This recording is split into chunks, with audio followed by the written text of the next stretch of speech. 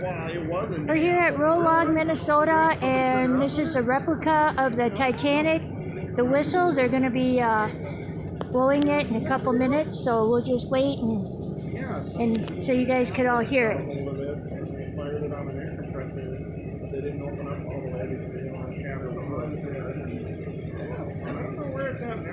Cody's here and he's doing the big hammer. He's firing the plates. Here, I'll show you the plates.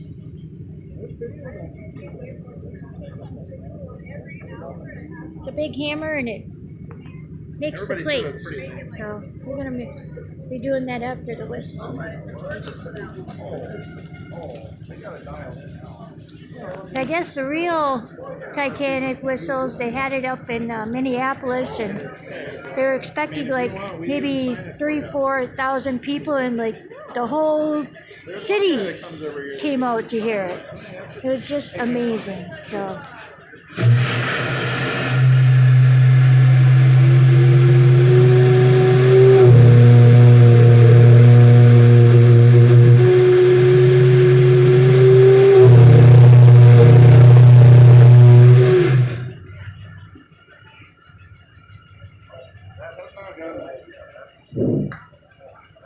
That's the voice of the Titanic. I didn't get a chance to tell you about that thing, but that whistle is due for this year.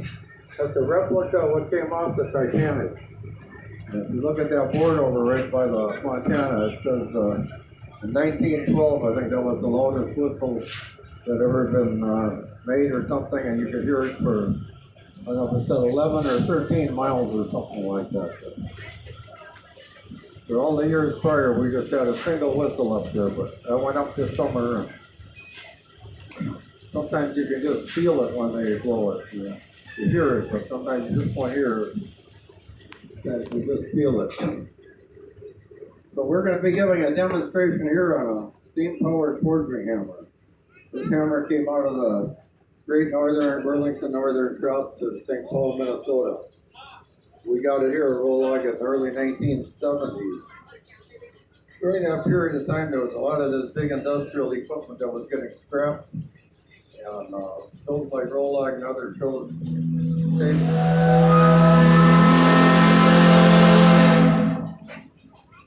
Saved this stuff from the scrap now. The big engines on this building here, a whistle just going off over there, that's from the Taft engine.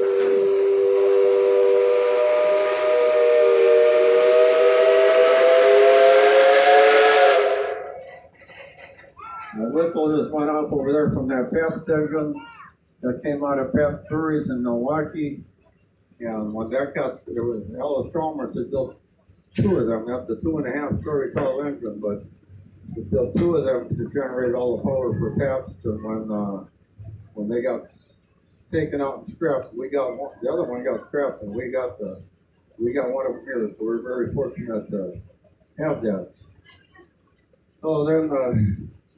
Day after the show in 1975, we dug a hole back here to pour footings for this. And laid on the ground here for a couple, 3 years, I don't remember how long, but finally it was time to get it put up. And that hole had to be deep because those footings go down 10 foot 4 inches into the ground. But what you see it right there is 30,560 pounds of iron sitting on those 10 foot 4 deep footings. And hammer was set up and ready to go for the 1976 show. We don't know what kind of parts the railroad made with this, but it's a forging hammer. It was designed to pound heavy iron parts, whether they made axles or shafts or whatever, but they just formed like a big blacksmith tool, red hot, white hot iron into shapes. And certainly wasn't practical for us to do that. Mr. Ray Colbert from Milwaukee was the guy that started this project out. He was a tool and die maker. He thought we should try forging a souvenir plate. So 76 was bicentennial year, and Ray offered to make a die and put the Liberty Bell on it. We forged Liberty Bell plates, not knowing whether the public would like them or how successful it would be. And those Liberty Bell plates went over very big in 1976, and tried it again the next year, and it was even bigger. Now we've been doing it for 48 years. So our 48-year collection is on display over there. You have time to see them before you leave the area. Our 76 Liberty Bell plate is on the upper left over here, including with our current plate lower right here. Done some beautiful plates over the years. Every year a new center die is made for the project. Center is where the ear is, whatever's going to be on the plate that year. The outer part of that side is the twin drop port. The same die we've been using since day one. So whatever's going to be on the plate for a given year, for many years, I'll have to do with what the show is featuring or the theme of the show. This year we're featuring military and veterans. We have the raising of the flag at Iwo Jima is what's on our plate. Last year we featured Rumley, and we have Hurricane Annie on the plate. Next year is John Deere, and I'm sure it'll be something to do with John Deere on the plate next year. Hammer, interesting part about this, all the stuff that you guys have seen on the ground, all this stuff survived the scrap man, but the companies that built almost everything you've seen have been gone for decades and decades. Morgan Engineering that built our steam hammer is still in business today. They celebrated their 150th year in business in 2018, and not only are they still in business, but they kept records of all their equipment. So that's why last year we celebrated this thing's 130th birthday. It was shipped to St. Paul February 6th of 1892. And I got a copy of their paperwork on the board over there that shows that, so we know exactly how old it was and when it was shipped. And it cost Morgan Engineering $1,549.53 to build this hammer 131 years ago. If you do that math, labor and material was about just a little over a nickel a pound.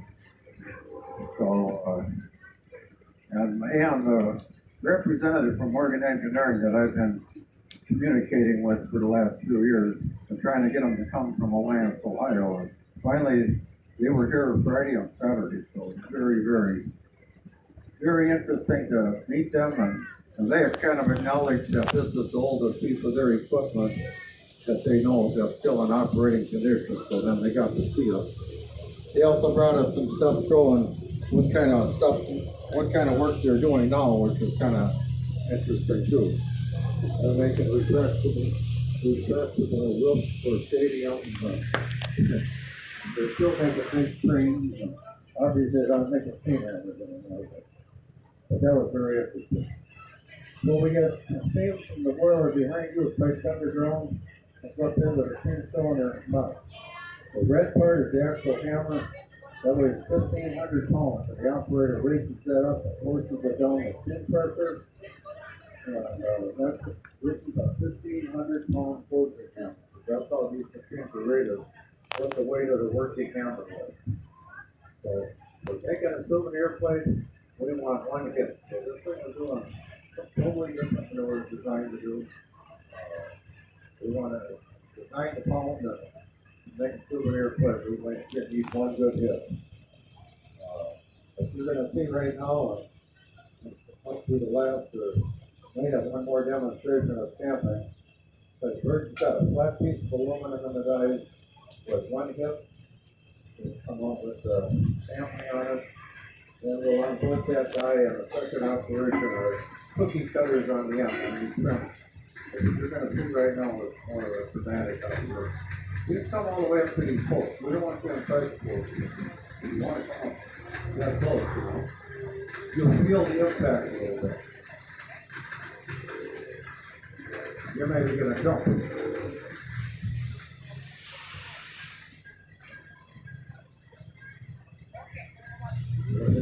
So you'll jump too.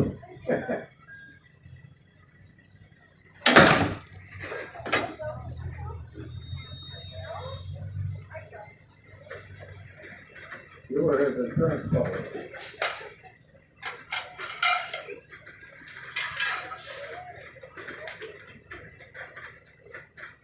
There's a what happened to our flat piece of aluminum.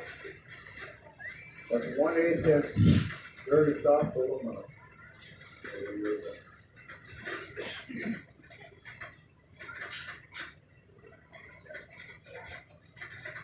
We'll demonstrate one more plate, and after that, if you have questions or want to come in closer, they can come as close as you want. Look at the machine, or it's kind of hard to see the dice, but some people want to see what the die looks like.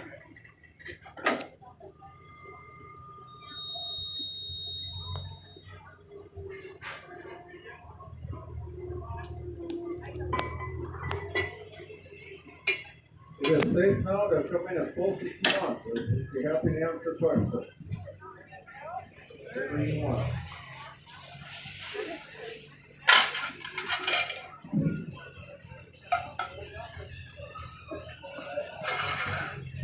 The red thing is right now is the hammer. Finished product.